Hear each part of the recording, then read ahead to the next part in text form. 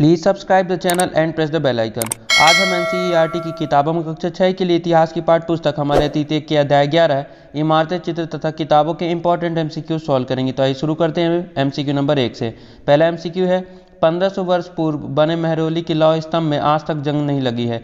यह अद्भुत लौह स्तंभ निम्नलिखित में से कहाँ स्थित है? ये आपको पता है कि ये जो आपका लौह स्तंभ है महरौली दिल्ली में है। इसकी ऊंचाई कितनी है? 7.2 मीटर है और वजन जो है 3 टन से भी ज़्यादा है। याद रखिएगा ये दो बातें, 7.2 मीटर ऊंचाई और वजन 3 टन से भी ज़्यादा है और महरौली दिल्ली में है। यह है आपका लौह स्तंभ। आइए हम चलते हैं एमसीक्यू नंबर 2 पर। तो दूसरा एमसीक्यू है, स्तूप के संदर्भ में निम्नलिखित में से कौन सा कथन सही नहीं है? तो इन चारों में हमें गलत कथन का पता लगाना है। तो स्तूप का शाब्दिक अर्थ होता है टीला, बिल्कुल सही, पहला कथन सही है। दूसरा है, स्तूपों में सजावट के लिए रखा जाने वाला गोल धातु का डिब्बा धातु मंजूषा कहलाता है। तो धातु मंजूषा तो होता है गोल डिब्बा, लेकिन उसमें सजावट के लिए सामान नहीं होते हैं। उसमें क्या होता है? उसमें बुद्ध और बुद्ध के अनुयायियों की क्या होते हैं? अवशेष होते हैं। उनके अवशेष क्या बचे होंगे? आपकी हड्डी बची होगी, उनके दांत बचे होंगे और उनके द्वारा उपयोग की जाने वाली कीमती चीज़ें बची होंगी। इन डिब्बों को धातु मंजूषा कहा जाता है, ना कि सजावट के लिए रखे जाने वाले गोल धातु के डिब्बा को धातु मंजूषा कहते हैं। तो हमें गलत कथन का पता लगाना था, तो ऑप्शन बी आपका गलत है, इसलिए हमारा ऑप्शन बी सही होगा। आइए हम चलते हैं एमसीक्यू नंबर 3 पर। हमारा एमसीक्यू नंबर तीसरा है, पूर्व मध्यकालीन आरंभिक हिंदू मंदिरों के संदर्भ में निम्नलिखित कथनों पर विचार कीजिए। तो पहला कथन है, मंदिरों का सबसे महत्वपूर्ण भाग मंडप होता है। बिल्कुल गलत, जो क्योंकि मंदिर का सबसे महत्वपूर्ण भाग जो होता है आपका गर्भगृह होता है। क्या होता है? गर्भगृह। और गर्भगृह में क्या होता है? तो आपको पता होगा मंदिर में जहाँ जिस स्थान पर मूर्ति होती है उसे ही गर्भगृह कहा जाता है। तो पहला आपका गलत है, क्योंकि ये मंडप नहीं गर्भगृह कहलाता है। दूसरा कथन है, मंदिरों में गर्भगृह नाम की एक जगह होती है, यह एक सभागार होता है जहां लोग एकत्र होते थे। तो आपका दूसरा कथन भी गलत है, पहला दूसरा दोनों, क्योंकि मंदिरों का सबसे महत्वपूर्ण भाग गर्भगृह होता है और जहां सभागार लगती है वहां पे क्या होता है? वो मंडप कहलाता है। तो ये एक दूसरे का उल्टा लिखा हुआ है, इसलिए आपके दोनों कथन जो हैं गलत हैं। तीसरा कथन क्या है? गर्भगृह के ऊपर काफ़ी ऊंचाई तक निर्माण किया जाता था, जिसे शिखर कहते हैं। बिल्कुल सही, आपको पता है, आपने मंदिरों में देखा होगा, मंदिर में गर्भगृह में जहाँ पे मूर्ति होती है उसके ऊपर कितनी ऊंचाई तक ऐसे बनाया जाता है, उसे शिखर कहा जाता है। तो आपका कौन सा ऑप्शन सही है? पहला दूसरा गलत है और तीसरा ऑप्शन आपका सही है। तो आप क्या बताएंगे कि केवल 3, ऑप्शन सी आपका सही होगा। आइए हम चलते हैं एमसीक्यू नंबर 4 पर। हमारा चौथा एमसीक्यू है, पुराणों के संदर्भ में निम्नलिखित में से कौन सा कथन सही नहीं है? तो पहला कथन है, पुराणों का पाठ पुजारी मंदिरों में किया करते थे। बिल्कुल सही, महाभारत रामायण ये सभी सुनाते थे और लोग सभी आके सुनते थे। दूसरा कथन है, इनमें पूजा विधियों के साथ साथ संसार की सृष्टि तथा राजाओं के बारे में भी कहानियाँ हैं। तो इनमें किनमें? पुराणों में जो पूजा विधियाँ होती हैं, हमारे जो भगवान हैं विष्णु शिव दुर्गा, ये महत्वपूर्ण भगवान है, तो इनकी जो पूजा की विधि है ये पुराणों में ही मिलती है, पुराणों में मिलती है। तो आपके ए और बी दोनों सही होंगे। तीसरा कथन क्या है कि अधिकतर पुराण सरल संस्कृत श्लोक में लिखे गए हैं, जिससे सब उन्हें सुन और समझ सके। बिल्कुल सही, आपके तीनों कथन सही है। चौथा क्या है? स्त्रियां तथा शूद्र जिन्हें वेद पढ़ने की अनुमति नहीं थी वे पुराणों को भी नहीं सुन सकते थे। तो आपका जो है चौथा कथन गलत है, क्योंकि वेद पढ़ने की अनुमति तो नहीं थी लेकिन वे पुराण को सुन सकते थे। सुनने में क्या जाता है, दूरी बैठ गए और सुन लिए। तो हमें क्या करना था कि गलत कथन का पता लगाना था। किस कथन का? गलत कथन का। तो हमारा कौन सा ऑप्शन गलत है? तो हमारा ऑप्शन डी गलत है, इसलिए कथन डी हमारा सही उत्तर होगा। आइए हम चलते हैं अगले एमसीक्यू पर। हमारा एमसीक्यू नंबर 5 है, निम्नलिखित में से कौन पुराणों के संकलन से संबंधित नहीं है? तो आपके जो व्यास हैं बिल्कुल संबंधित है, ठीक है। पुराणों की संख्या 18 है, याद रखिएगा पुराणों की संख्या कितनी है? 18 है। लेकिन मत्स्य पुराण में लिखा है कि पहले पुराण एक ही था और मत्स्य पुराण से ही अन्य सभी पुराण जो है आपके निकले हैं, ठीक है।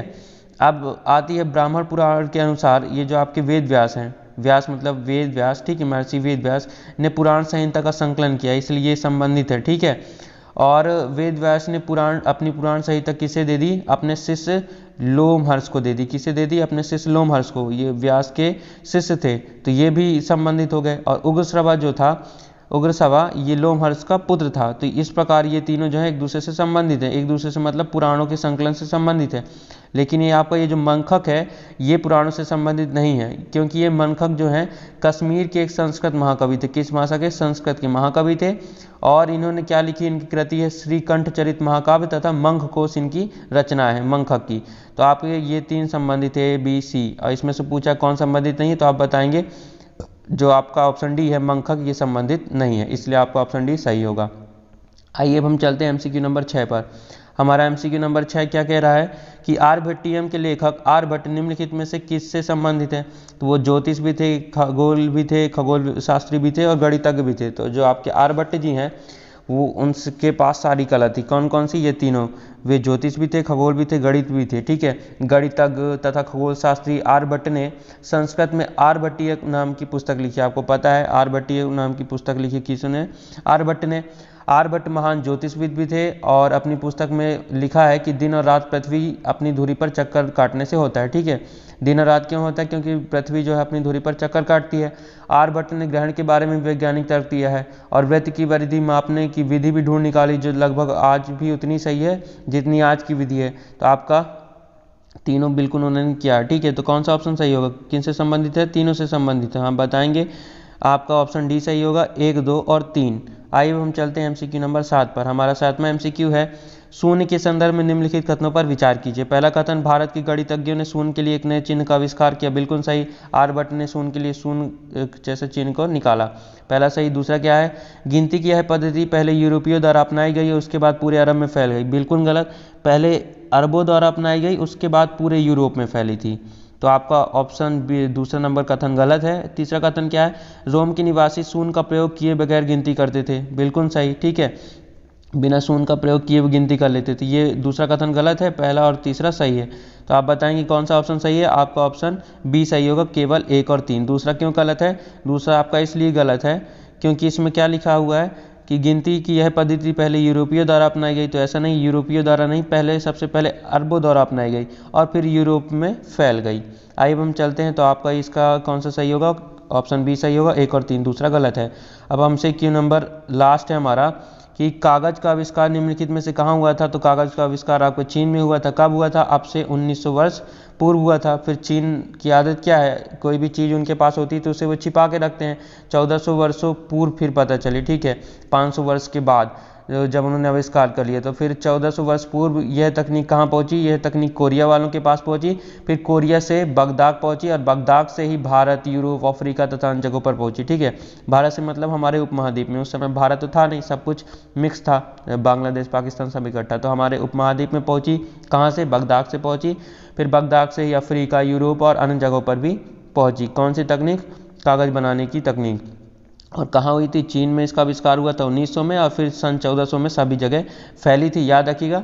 और चीन में आविष्कार किसने किया था? तो चीन में किया था आपके लून नाम के आदमी ने, व्यक्ति ने। किसने?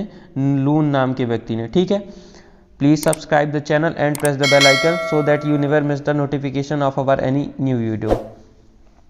Thank you for watching.